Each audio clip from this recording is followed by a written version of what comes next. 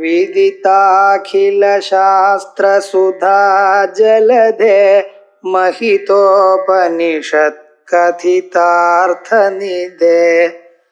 हृदये कलये विमलं चरणं भवशङ्कर देशिकमे शरणम् करुणावरुणालय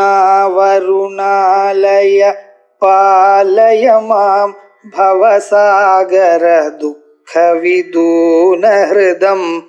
रचयाखिल दर्शन तत्त्वविदं भवशङ्कर देशिकमे शरणम्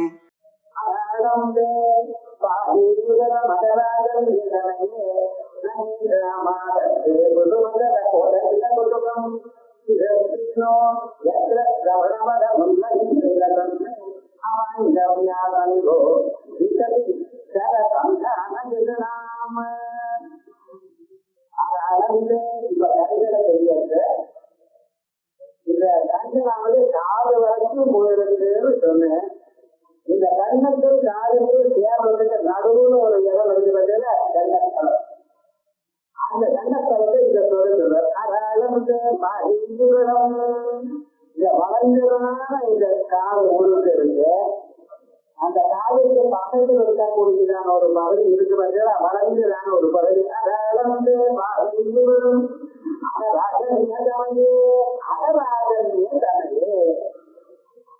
சிவவானுடைய பெருமை. அது சிவவான் எப்படிப்பட்டவர் அப்படின்னா மலைகளுக்கெல்லாம் ராஜா ஜம்முதான் போகிறது. அகம் செல்லாதது ஓரிடத்திலேயே இருக்கிறது மலை. அந்த மலைகளுக்கெல்லாம் ராஜா அகராஜா சிவவான். அந்த அகராஜாவுடைய பெருமை அகராஜன் மலைக்கு பிறந்தவரை இல்லை.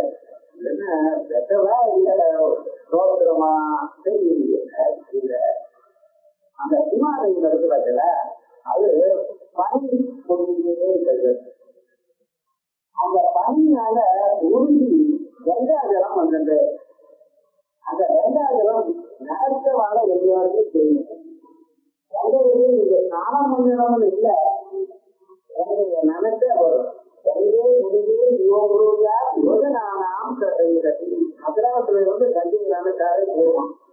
அவ்வளவு நீங்க கங்கா ஜலமானது ஒரு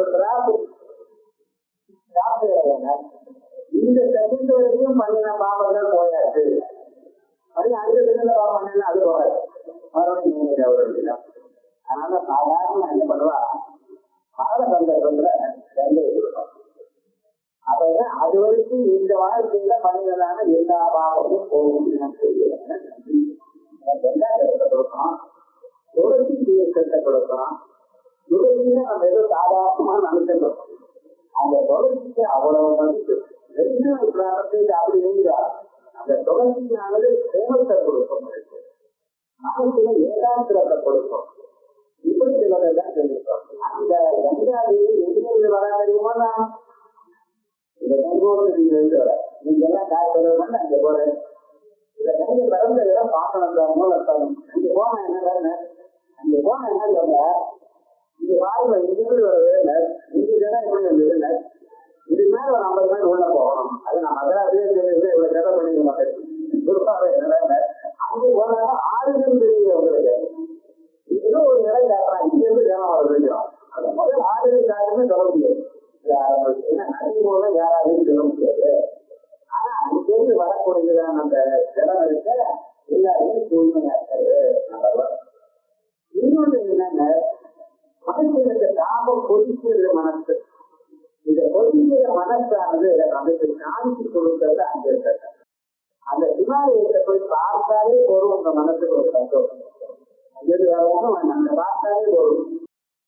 இந்த உயர்ந்ததான ஒரு மலை அங்க போய் பார்த்தாலே மனசுக்கு குளிர்ச்சியா இருக்கு. இங்க பார்த்தாலும் குளிர்ச்சி, மனசுக்கு குளிர்ச்சியா இருக்கு. அந்த விமானத்தான் பரமேஸ்வரர் பரமேஸ்வரர் அங்கே வாழ்ந்துட்டாங்க. எல்லா தேவதைகளும் அங்க இறங்குன்றத அப்படிப்பட்டதான அந்த மக ராஜாவுக்கு பிறந்தையே. அதனால என்னன்னா, அதுல ஜனங்களுக்கு நன்மையை கொடுக்கக்கூடியதான மலை.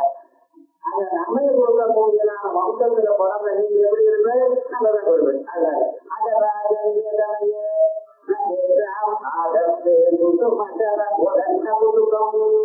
இது பாத வாழ்க்கைன்னா உங்க காது பக்கத்துல இருக்கக்கூடியதான இடம் அது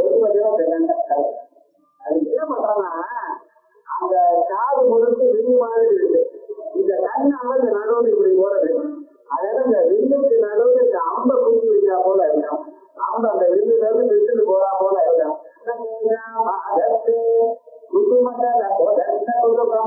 அது எப்படி மன்மதன் வைத்ததான ஒரு பானமோ அப்படின்னு ஒரு ஆச்சரியத்தை கொடுக்கலாம். அந்த காதுக்கு நடுவுல இந்த கண்ணாவது அது வரைக்கும் போயிட்டு இந்த அம்பு அந்த காதுக்குள்ள வச்சு காது நிலக்கூடியதான வில்லுக்குள்ள ஏற்றி வைக்கப்பட்டிருக்கோ அது போய் எங்கேயாவது விழுந்துருவோம் அப்படின்னு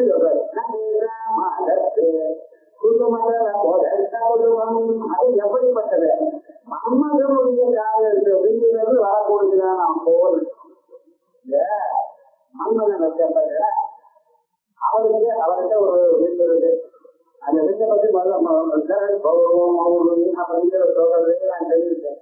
ஆனா அந்த அம்பு மேல எழுந்தவன் எவ்வளவு பெரிய ருசியா இருந்தாலும் இருந்தாலும் அவருடைய மனசுல கணக்கத்தை உண்டு பண்றது அப்படின்னு மன்மதனுக்கு நல்லது. எல்லாரையும் தெரிஞ்சவர்களுக்கு இருக்கான். எல்லாருடைய மனசையும் கணக்கவர்களுக்கு இருக்காரா மன்மதன். என்ன பண்றது அதுவும் வீட்டு இருக்கு. அப்பதானே மனுஷன் சந்தானத்துல வாழ்ந்துருப்பேன். அந்த மன்மதனுடைய பானமோ அப்படின்னு ஒரு ஆட்டத்தை உண்டு பண்றது அவ்வளவு அழகா இருக்குன்னு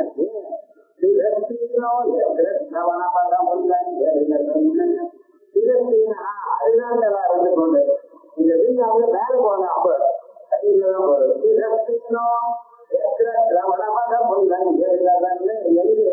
சிரவணபதம் நாலு வழியா இருந்து கொண்டு என்ன பண்றது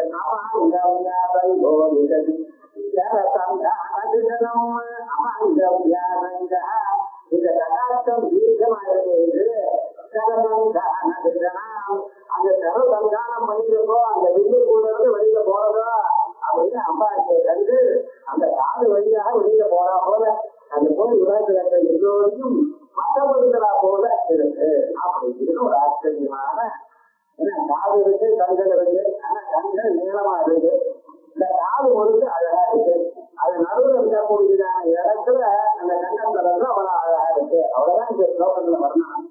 ஆனா இந்த ஸ்லோகத்துக்கு என்ன நகரவில்லை அப்படின்னு சொல்லக்கூடாது. இந்த ஸ்லோகத்துக்கு என்ன பலம் ஒரு 10 தரம் இதை படிச்சுக்கிட்டு நான் எழுதினேன் அப்படின்னா ராஜாக்களா இருந்தாலும் சரி அவ உங்களுக்கு வருத்தமாயிடுவா. இந்த கவர்மெண்ட்னால ஏதோ ப்ராப்ளம் வரலாம் இல்லையா அது எல்லாம் போயிடும். இது வருது இப்ப சொல்லணும். இப்ப ராஜா என்ன பண்ண போறாரு இது போல அரசாங்கத்தினால வரப்போவதுனால துன்பங்கள் எல்லாம் போய்விடும். இது ரொம்ப முக்கியம் மனுஷன். ஏன்னா அவன் சௌக்கியமா நிம்மதியா இருக்கிறீங்கன்னா இந்த வெளியிடத்துல ஒரு கிராமம் வருவார். அது வராம தடுக்கிறதுக்கு ரொம்ப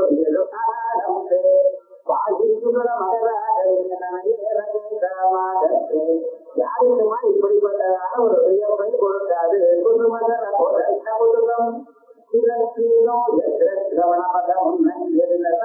அவன்